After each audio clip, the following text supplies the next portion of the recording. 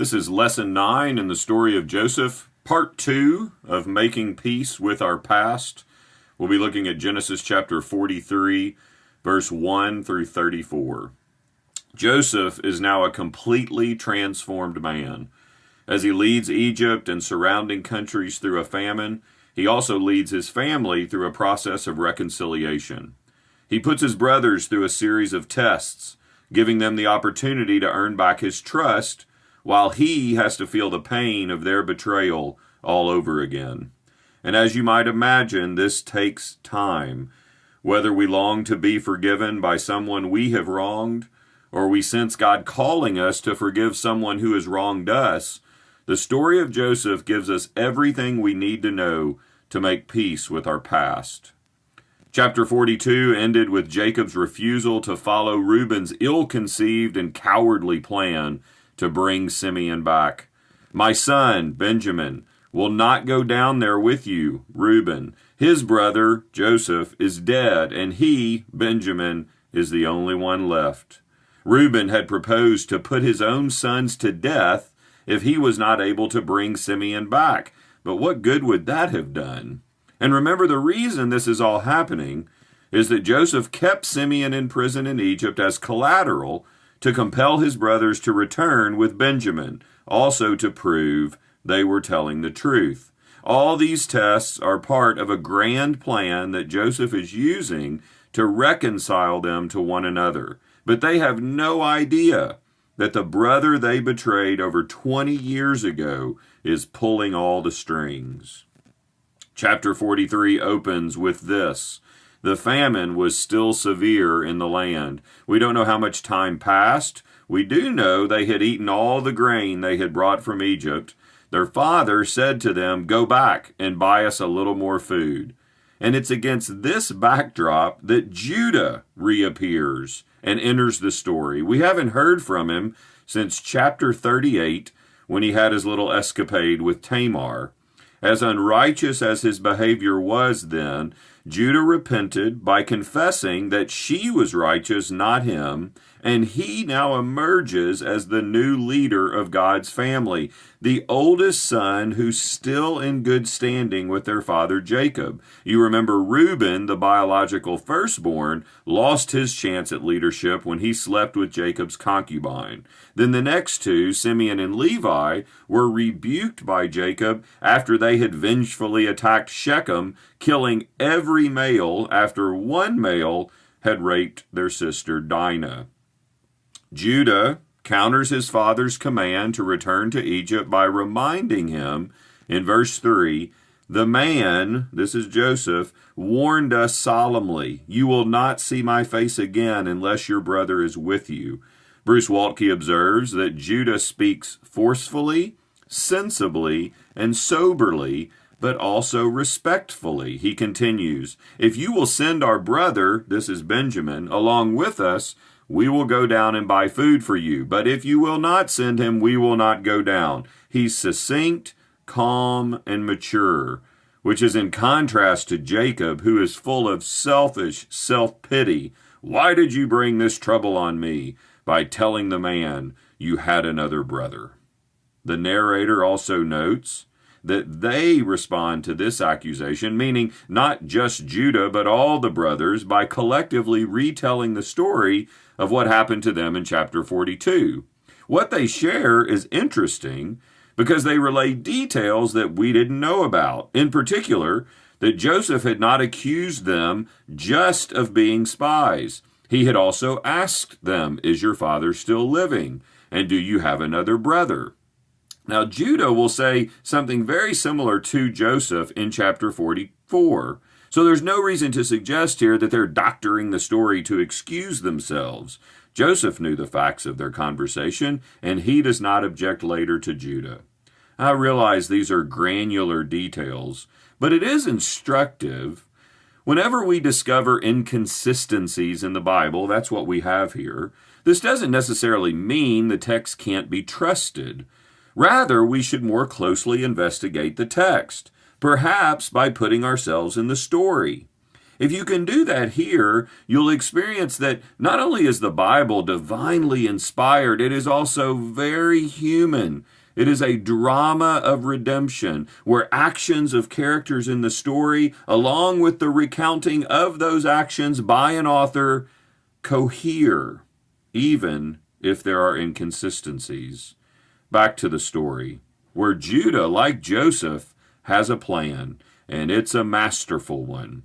He assumes leadership of the family, but he does not step on Jacob's authority. Send the boy along with me, he says, and we will go at once, so that we and you and our children may live and not die. That word boy does not refer to Benjamin's age. He would have been about 22 years old. It refers to the fact that Benjamin is Jacob's youngest son. Judah also here repeats Jacob's words back to him. The first time Jacob had sent them to Egypt, he said, so that we may live and not die. This also has a double meaning, the threat of famine and the threat of Joseph. If they don't return to Egypt, they can't get any more food. The famine will kill them. But even if they do return to Egypt without Benjamin, they're also good as dead. What Judah does is he forces Jacob to face the reality that there is no way they can return to Egypt without Benjamin. It's the only way to rescue Simeon from prison. It's the only way to save themselves from starvation. In verse 9, unbeknownst to him, Judah foreshadows Jesus as he gives more details. I will guarantee his safety, Judah says. You can hold me personally responsible for him. If I do not bring him back to you and set him here before you, I will bear the blame before you all my life. I myself will guarantee his safety. This literally means I will become surety for him. It's a financial metaphor that will literally come true if Judah doesn't follow through. Should he default on Jacob's loan, taking Benjamin to Egypt but not bringing him back, then he will surrender his family's fortune to Jacob. Jacob can do whatever he wants to with it. Judah declares, I got this. He also declares, I will bear the blame before you all my life, which literally means I will have sinned before you. Judah is saying, if I don't bring Benjamin back, treat me as if I am in the wrong. I will pay for it for the rest of my life.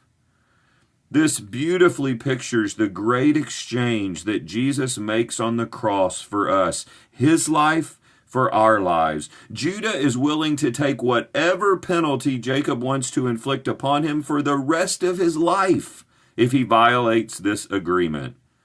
Jesus took the penalty the Father inflicted upon him with his life. And not because of his violation of an agreement, but our daily violation of his covenant. This is also the second time that Judah seeks to save one of his brothers. The first was back in chapter 37, where it was Judah who said, what will we gain if we kill our brother and cover up his blood? Come, let's sell him to the Ishmaelites and not lay our hands on him. Now, selling your brother into slavery is the lowest form of saving his life. However, this did in fact save Joseph's life. But what's most significant to note here is that when you compare what Judah says in chapter 37 to save Joseph's life with what he says here in chapter 43 to save Simeon's life, his transformation of character is obvious. Whereas Reuben put his sons' lives on the line in chapter 42, Judah puts his own life on the line here in chapter 43. It's also the second time that Judah outshines Reuben as the family's functional leader. You'll remember in the beginning, the brothers ignored Reuben's plan and wound up doing what Judah recommended. Here in the middle, Jacob ignores Reuben's plan and does what Judah recommends. If it must be, then do this, Jacob says. The family listens to Judah. They do what he says. He's the leader. Jacob continues in verse 11. Put some of the best products of the land in your bags and take them down to the man as a gift. A little balm, a little honey, some spices and myrrh, some pistachio nuts and almonds. Let's make this famine as sweet as possible for the man in charge of Egypt. Take double the amount of silver with you too, for you must return the silver that was put back into the mouths of your sacks. You see, as devious as Jacob has been in his life, he knows that his family must act ethically and make restitution. He also says in verse 12, perhaps it was a mistake. Curious, in light of Judah's sacrificial offer, Jacob has second thoughts about his son's collective guilt, which also shows he assumed their guilt at first. Once again, and for the record, let me introduce you to God's chosen family. The Bible shows there's no such thing as a functional family. We're all broken. Take your brother also, Jacob says, and go back to the man at once. You see, he recognizes this is his only hope. And may God Almighty grant you mercy before the man, so that he will let your other brother and Benjamin come back with you. Jacob still foolishly favors Benjamin. He remains indifferent towards Simeon, but he also shows some signs of growth. He sends his sons back with gifts, along with the silver that had been returned, but not just that silver, more silver to pay for more food. He also blesses them, which he has every right to do as the patriarch of Yahweh's family. You can hear some resignation in his tone when he says, as for me, if I am bereaved, I am bereaved. But he doesn't appear to me to be stoically aligning himself to the whims of fate. Rather, he is depending on God. He's praying for mercy. Jacob's trust is the kind of trust that comes when you realize there's no other way out. But let's be honest. Is there really any other kind of trust? You know you're on the receiving end of God's severe mercy when you can't find any other way out. The first time you genuinely trust Jesus as Lord and Savior is when you finally run out of options. Beginning in verse 15, all the brothers, Benjamin included, go down to Egypt and present themselves to Joseph. When Joseph sees Benjamin, he tells his steward, take these men to my house, slaughter an animal, and prepare a meal. They are to eat with me at noon. Now, this may sound really positive, but they're really petrified. They assume it's a setup to seize them. After all, rulers in the ancient world kept a dungeon beneath their house. This could very well be their last meal. And notice how food is the focal point for their reconciliation. Joseph is sincere with his invitation, but they don't even know this is Joseph, nor do they know that what awaits them is a meal at a table of fellowship. It was the lack of food that forced them to return to Egypt, but it's in Egypt where their reconciliation will take place. This scene is going to end with all of them eating and drinking around a table together. But first, back to the brothers filled with fear, wondering what in the world is going to happen. So they confess. They come clean to the steward that they found their money in their sacks. And the steward comforts them in verse 23. It's all right. Do not be afraid. Your God, the God of your father, has given you treasure in your sacks. Shocker! It's all right, he says. Literally, he says, shalom to you, peace. This is an Egyptian steward pronouncing shalom upon them and referring to the God of their father. Could there be a bigger turning point in their relationship with Joseph? It's so ironic that what initially moves them from fear towards peace are the words of a foreigner who's bearing witness to their God. The steward took the men into Joseph's house, gave them water to wash their feet, and provided fodder for their donkeys. I'm imagining expressions of dumbfounded delight. Joseph arrives, and his dream comes true. All 11 brothers bow down before him. He asks them how they're doing and how their father is doing. And here the narrator uses that pregnant Hebrew word shalom again. How are you are you at peace? How is your father? Is your father at peace? The steward promised peace. Now the man in charge of Egypt asks them if they and their father are at peace. Who is this man? Joseph, ever so subtle, slowly revealing to them that he is on a peacemaking mission. Next, he inquires of Benjamin, "Is this your youngest brother, the one you told me about?" They must give an affirmative answer because Joseph says, "God be gracious to you, my son." But they still don't know this is Joseph. I mean, what must they be thinking? Why is he referring to our youngest brother as his son?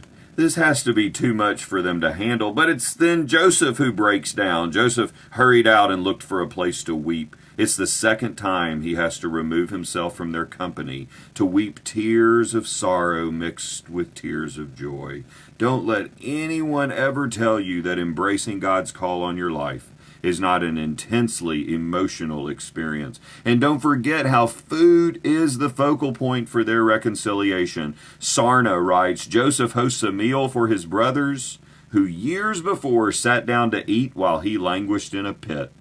Joseph declares, serve the food, and two significant things follow. First, Joseph seats them oldest to youngest, and they look at each other in astonishment. Can you imagine? Who is this man? Second, Joseph gives them a deeper test of their character. It was one thing to return the silver, but now as the meal is being served, they witness Benjamin, the youngest, receive 5 times as much food as anybody else. Joseph keeps putting them in similar situations to the one they were in when they betrayed him, and it's all to discern whether or not they've changed. Joseph favors Benjamin with food, just like Jacob had favored him with a robe. Will they harbor resentment towards Benjamin the same way they had towards Joseph, or have they changed? The scene ends with the answer, they feasted and drank freely with him. Do you see it? Do you see that now as long as they're together, they don't care anymore if one of them is being favored? And this phrase literally means they drank and got drunk with him. Contrary to popular opinion, at least in some churches, this does not have a negative connotation at all. It is entirely positive. So here's to you, the next time you have one too many, provided you're celebrating the power of reconciliation in your community and not all by yourself. What do we learn about forgiveness? For the offender, forgiveness is only possible if you give up, if you lose your rights to whatever extent you think you deserve them. For the offended, forgiveness is only possible if you experience no bitterness, no defensiveness, no excuse-making from the offender because they've given up. You cannot forgive or be forgiven and hold on to your pride. Finally, none of this happens without Judah. He's the reason they're in Egypt enjoying this meal at Joseph's house. Joseph is a transformed man, leading his family through a process of reconciliation. But Judah is also a transformed man, assuming the responsibility to save their family. In fact, Joseph can't do what he's doing without Judah doing what he's doing. This is why in the book of Revelation, Jesus is called Lion of the tribe of not Joseph, but Judah. It's why this reigning lion is also a bleeding lamb, a lion lamb who takes away the sin of the world. Jesus is the greater Judah, who bore the penalty of our sin, the wrath of his Father inflicted upon him, treated as if he sinned when he hadn't.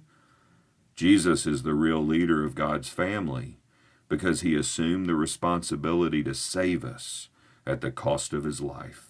What do we ultimately learn about forgiveness? We can only find forgiveness as we come to Jesus, and we can only offer forgiveness to others in response to the forgiveness we have received from Jesus. There's no clearer mark of being united to Christ than being a forgiven and forgiving family, a reconciled and reconciling body. If you think you've experienced the forgiveness of Jesus, ask yourself, am I able to forgive anybody of anything at any time? Are you that new? Are you that different? Has the gospel worked its way that deep? Jesus once said, whoever has been forgiven little loves little. Therefore, whoever has been forgiven much loves much. Friends, if you struggle to forgive or to love, just reflect on your need to be forgiven and the reality of his love for you. Amen.